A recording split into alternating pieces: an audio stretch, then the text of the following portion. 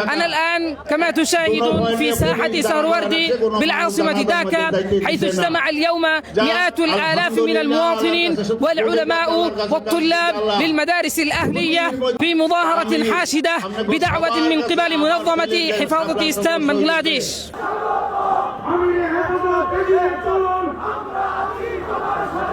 বাংলাদেশের কোটি কোটি মুসলমানের পক্ষ থেকে হেফাজতের সম্মানিত আমিরের কাছে বলবো, হেফাজত রাজনীতিতে যাবে না, কিন্তু রাজনীতি নিয়ন্ত্রণ করতে হবে। أقيمت هذه المظاهرة لأربعة مطالب.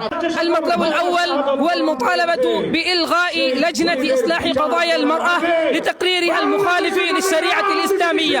বিতর্কিত নারী বিষয়ক কমিশন এদেশের সংখ্যাগরিষ্ঠ মানুষের ধর্মীয় অনুভূতিতে আঘাত প্রদান করেছে। ধর্মীয় অনুভূতিতে আঘাত প্রদান করবার অপরাধে তাদের বিরুদ্ধে আমরা রাষ্ট্রের শাস্তিমূলক ব্যবস্থা দেখতে চাই। অনতিবিলম্বে বিতর্কিত নারী কমিশনের সমস্ত প্রস্তাব বাতিল করলেই হবে না। যে নারী নামের হিজড়াগুলো এই দুঃসাহস করেছে, গ্রেফতার করে তাদেরকে আইনের আওতায় আনতে হবে। والمطلب الثاني هو إعادة تثبيت الإيمان الكامل بالله في الدستور وإلغاء القوانين المخالفة للشريعة الإسلامية. আল্লাহর উপর আস্থা বিশ্বাস যা 32 বছর বাংলাদেশের সংবিধানে ছিল সেটা পুনর্বহাল করতে হবে। المطلب الثالث هو سحب جميع القضايا الكيدية في عهد الحكومة السابقة الفاشية الشيخة حسينة، ومحاكمة المسؤولين عن مجازر ساحة شابنا وغيرها.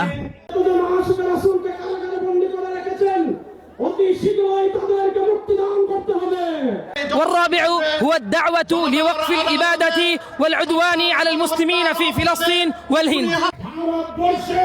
মুসলমানদের উপর নির্যাতন বন্ধ করতে হবে, ওয়াকফ বিল বাতিল করতে হবে, বর্ডারের যে উত্তেজনা সেটা বন্ধ করতে হবে। যদি না হয় হেফাজতে ইসলাম বাংলাদেশ, বাংলার তাওহীদি জনতা 18 কোটি জনগণ নিয়ে ভারত অভিমুখে নলমাস করতে বাধ্য হবে।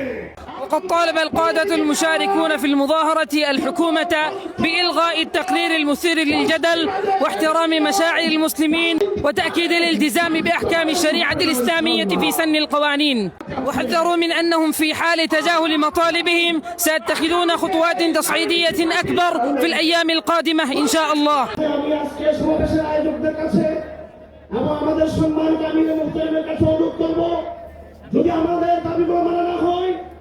নারী কমিশনের এই রিপোর্ট বাতিল না করা হয়, আলেম ওলামাদের মিথ্যা মামলা যদি প্রত্যাহার না করা হয়, আশিক রাসূলদেরকে কারাগার থেকে যদি মুক্ত না করা হয়, এবং বাংলাদেশের বিরুদ্ধে এই দেশে আলেমদেরকে নিয়ে শিশার ফাঁসির যুদ্ধ না করা হয়, আমরা মাস পর ইনকিলাবের ডাক দিয়ে আবার সভ্যতার আসবো। আমরা আবার ইসলামের বিপক্ষে জাতীয় অবস্থান গ্রহণ করবে।